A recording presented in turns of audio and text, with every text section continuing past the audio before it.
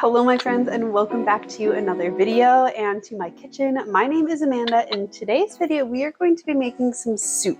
We are specifically going to be making some butternut squash soup that is completely plant-based. It's a one-pot meal. It's perfect for a quick evening dinner, and it's just so hearty and warming. And if you want to level this up, we're going to make some crispy sage spiced chickpea croutons, which can either be pan fried or made in the air fryer or the oven, just to add a little extra crunch to this dish. So if that sounds good, stick around and I'll give you the recipe. And before we get started, I just wanted to say thank you for clicking on this video and tuning in. Don't forget to give this video a thumbs up if you found it interesting, and like this channel and subscribe if you're new. And please excuse my dog drinking water because I'm sure you could hear that through the microphone, but that's life. So we're just gonna roll with it. Let's get to cooking. He's okay. He's really fine. So the first thing we are going to do is chop our veggies, our onions, squash, and garlic, and then we are going to measure out our spices. So we will need 1/8 teaspoons of red pepper, 1/4 teaspoon of sage and thyme, 1/2 teaspoon of garlic powder and onion powder, 1/4 teaspoon of ginger, 1 teaspoon of salt, and 1/4 teaspoon of pepper. We're also going to need 4 to 6 cloves of garlic, a can of coconut milk, and about 3 cups of water, and a veggie bouillon cube. You don't need the bouillon cube if you want to use veggie broth. I would just recommend using a low sodium veggie broth. And then into our Dutch oven, we're going to add 1 of the 2 tablespoons of oil and saute our onion for 3 to 5 minutes until it becomes translucent. Add in our garlic and spices and bouillon cube after that, and saute for a minute or 2 just until everything becomes nice and fragrant. You want to stir this pretty often just to ensure that the spices do not burn. It is okay if you have this fond forming at the bottom of your pot. We will deglaze, so we will add in our squash next, followed by our water. About 3 cups. You might need a little less if you have a smaller squash. You just want to almost cover the squash with the water. And then once you add that in, go ahead and scrape the bottom of the pot to get that fond, all that wonderful flavor, and attempt to get your coconut milk out of the can. It's cold here and it got settled and wouldn't come out, so I had to use a spoon. So then we'll add in our 1 can of coconut milk, stir everything to combine, and then grate in some fresh nutmeg, and try not to throw the whole nutmeg into the pot like I did if you could help it. I just wanted to make sure I didn't lose any of the freshly grated nutmeg, and I didn't have an exact measurement for this. I just kind of grated it until I felt like there was enough in there just to add a little bit of depth of flavor to this. If you do have fresh spices, you could also add like a sprig of thyme and sage in here while this is cooking, but we're going with dry to make it easy. Meanwhile, we're going to have our chickpeas being made. So we're going to need 1/4 teaspoon each of sage, onion powder, garlic powder, and salt.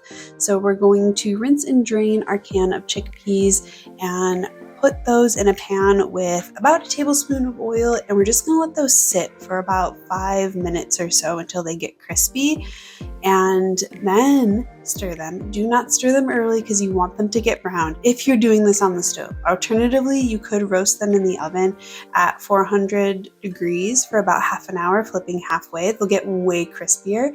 But after that, about 5 to 7 minutes, you just want to stir everything and add the spices, stir them around a bit, and then cook them for about 5 more minutes. And then we're going to bump back to our soup here. So we brought our soup to a boil. As you can see, it's nice and fluffy. And then we are going to simmer that until the squash is tender, so about 15 to 20 minutes. And then we're going to add in my secret creamy ingredient to make soups nice and thick and luscious: 1 can of cannellini beans that have been rinsed and drained. Add those into the pot and then use an immersion blender to blend everything up until smooth. Alternatively, you could use a high-speed blender to blend this. Just make sure you use the vent. And then we can add more salt and pepper and nutmeg as needed, and definitely adjust the spices to taste. If you want to be a little bit more sweet, maybe cut back on the garlic, add a little bit of sugar. If you want it to be more savory, that's kind of the way we were going here. This is definitely a more savory soup. So then after everything was nice and blended, nice and smooth, I added a little bit more seasoning and brought this back up to a simmer for about 5 minutes or so, just to kind of let everything thicken up and really infuse those flavors. And this was like a really cozy soup.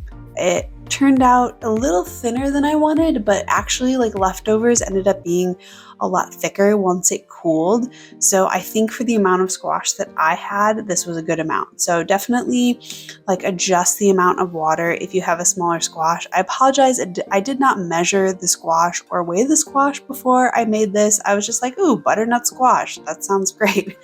And kind of ran with it, but it was like a decent amount of squash, but you definitely want the squash flavor to come through. And then I served this up into a bowl and topped it with our pan-fried chickpea croutons. If you want them to be really crispy, I definitely recommend baking them in the oven. I just didn't want to heat my oven this night. So yeah.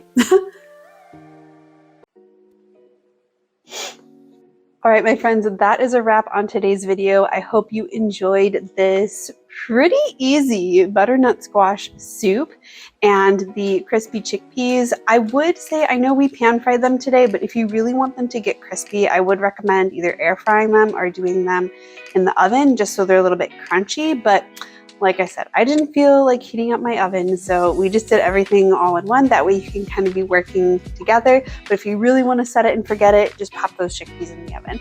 So let me know in the comment section below what you guys thought of this recipe, or if you made any adjustments.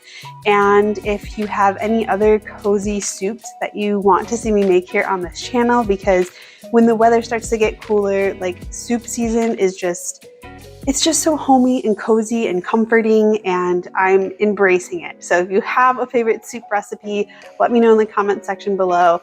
Again, if you wouldn't mind liking this video, subscribe to my channel if you're new, share with your friends, and I can't wait to see you in the next video. Bye for now.